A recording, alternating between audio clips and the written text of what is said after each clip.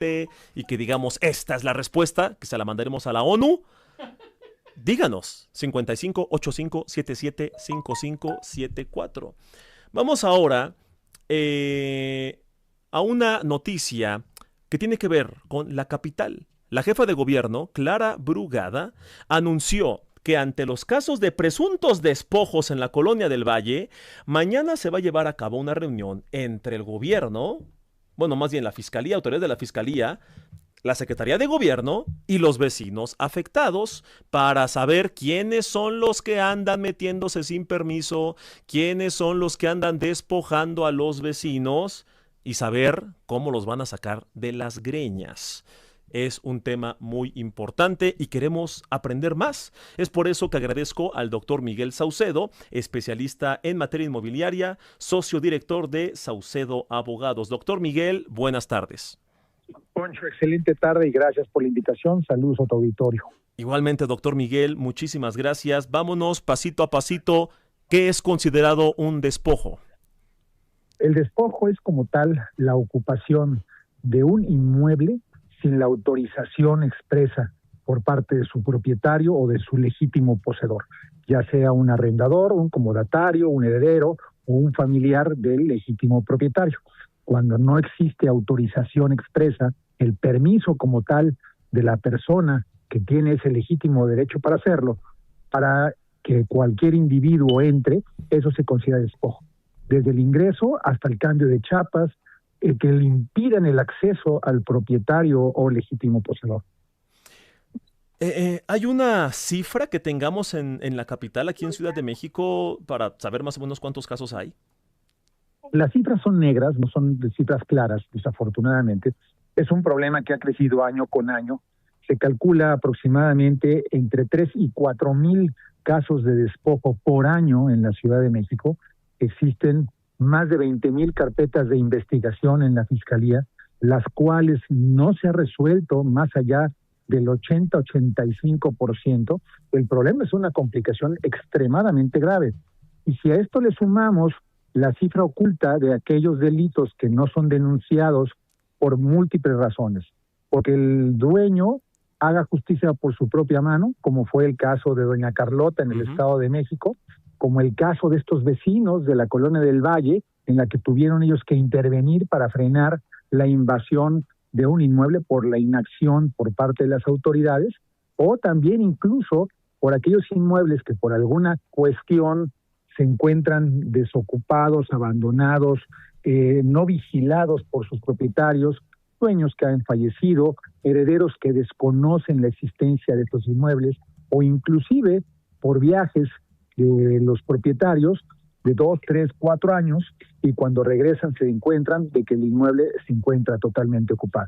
Te puedo decir que incluso el caso más grave que me ha tocado ver es una persona que por una cuestión de salud tuvo que irse hospitalizado 4 meses al centro médico, y cuando regresó ya tenía de bienvenida a una familia viviendo en su casa, con sus muebles, con su ropa, y evidentemente la Fiscalía, después de casi 8 meses de andares, no ha actuado. Dijo, pues perdón por enfermarme, ¿no? O sea, mi pecado fue dejar mi casa sola, regreso y alguien se tomó muy literal lo de mi casa es tu casa y ya no salieron de ahí. ¿Qué podemos hacer, doctor, para evitar que esto no suceda? Me parece brutal que se meta alguien a tu casa, ¿no? Pero por muchos candados que pongas, si tú no estás, el que se quiera meter se va a meter. ¿Qué pasa con el gobierno que permite no solo que se metan, sino que ahí se queden? Hay muchos factores preventivos que se pueden hacer. Yo sí creo que la prevención es elemental más allá de la resolución de un problema. Aquellas personas que hoy tienen afortunadamente la posesión de sus viviendas, de sus inmuebles, sean oficinas, negocios, locales, comerciales, industria, y que quieran protegerlos, hay muchos sistemas. Uno es siempre tener el título de propiedad, la escritura de propiedad, el contrato de arrendamiento, el contrato de comodato, perfectamente estructurados y conservados en lugares visibles y que sean para ellos identificables de inmediato en caso de un problema. 2, tener pagados los impuestos prediales. Aquellos delincuentes que ya se dedican habitualmente a este tipo de delitos Lo primero que hacen es localizar aquellos inmuebles que tienen adeudos de largos periodos de impuesto predial o de consumo de agua. Entonces, pagar perfectamente impuesto predial y consumo de agua, y conste que no estoy promoviendo el apoyo económico que se le da al gobierno con el pago de estos servicios. Es un impuesto obligatorio, pero sí es un elemento indispensable para que los defraudadores, los invasores, estos despojadores no ingresen a los inmuebles. El otro es tener un registro de alertas inmobiliarias en el registro público de la propiedad y el comercio para aquellos que son propietarios de los inmuebles. Es algo muy económico, tiene un costo extremadamente bajo, menos de 1,500 pesos por año, y lo que hace es que cuando alguien consulta en el registro de la propiedad algo de tu propiedad, de inmediato te llega una alerta a tu celular, a tu correo electrónico, diciendo, oye, ojo, cuidado, hay alguien que está preguntando por tu inmueble. Nadie tiene por qué preguntar por el inmueble de una persona que no tiene ninguna relación jurídica o interés legal en el asunto. Entonces, ese es un elemento que hay que tener mucho cuidado. Tener cámaras de vigilancia, no cámaras de dossier. Necesitamos una cámara efectiva que esté conectada a nubes para poder identificar plenamente a los delincuentes al momento que lleguen. Tener luces, tener siempre vigiladas, nunca dejar desocupadas las viviendas. Parece que estamos en un elemento de revolución o de guerra en la cual no puedes abandonar tus propiedades porque enseguida los cuatreros ingresan, pero es la realidad. En eso estamos viviendo actualmente. Qué tristeza. Es un problema. Sí. ¿Qué hay que hacer, doctor? O sea, ¿qué puede hacer alguien que, por ejemplo, este caso que nos comenta usted? O sea, aquí jamás hicimos apología al caso de doña Carlota. A ver, jamás la llamada justicia por mano propia jamás se puede hacer porque eso abre puertas a que cualquiera diga, pues voy a hacer justicia. Exactamente, pero también, o sea, entendemos la frustración. ¿Qué se puede hacer? La realidad es que sí sucede. La realidad es que si tú sales de fin de semana con tu familia y regresas y encuentras a 5 pelados viviendo adentro de tu casa, ocupando tus muebles, utilizando los juguetes de tus hijos, durmiendo en sus camas, bañándote en tu baño y ocupando tu ropa, no, hombre, y ves que la autoridad va a tardar 2 o 3 años en actuar, cuando menos, porque hay denuncias de despojos que llevan más de 10 años y no ha actuado la Fiscalía y no ha habido ningún movimiento. Esto evidentemente provoca el enojo natural de una persona que, como bien dices, no es apología para cometer delito alguno, pero sí es una consecuencia social que existe y que hay que entenderla. Yo me imagino al ser humano en la edad de piedra, estos primeros acuerdos diciendo, esta es mi cueva, no, esta cueva ahora ser mía, y llegan con un garrote y así, y en algún punto de diálogo, de civilidad, alguien dijo, oye, ¿qué te parece si nos organizamos para que haya alguien que nos garantice que la cueva de cada uno se tiene que respetar? Ah, bueno, vamos a organizar nuestros primeros gobiernos y que alguien de aquel entonces, un cavernícola diga, seguramente en el futuro esto pues ya no va a suceder. Bueno, Ciudad de México 2026, se mete un cavernícola a tu casa y no hay nadie, no hay una entidad, no hay un gobierno al que le pagas impuestos, por cierto, que tiene la obligación de garantizar tu integridad y la protección de tu inmueble, que pasa 1, 2, 3 años y dice, no puedo sacar a esos cavernícolas que se metieron a tu cueva.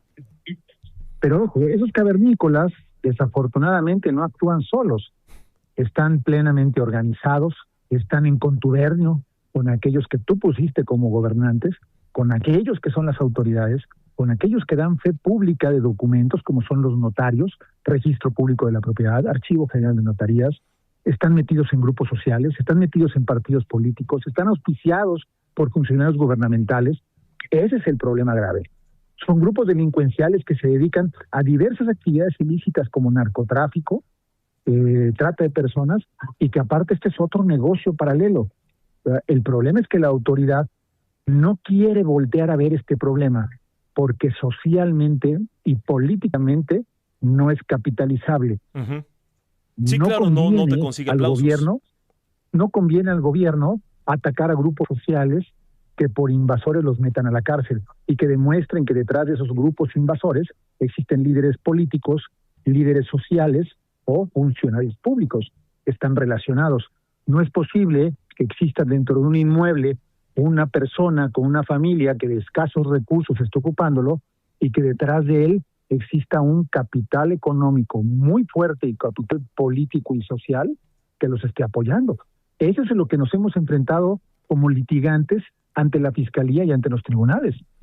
Juicios interminables, sí, resoluciones absurdas por parte de la Fiscalía, retrasos injustificables y diligencias que no tienen ton ni son, con el único hecho de tratar de alargar y postergar las acciones que debe ejercer el gobierno.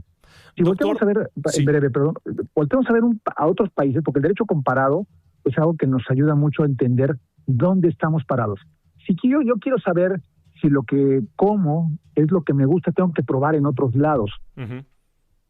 En otros países, como países avanzados, en Europa, Estados Unidos, Canadá, grandes países incluso en Latinoamérica, las personas llegan a abandonar hasta 30 años sus propiedades, evidentemente pagando sus impuestos.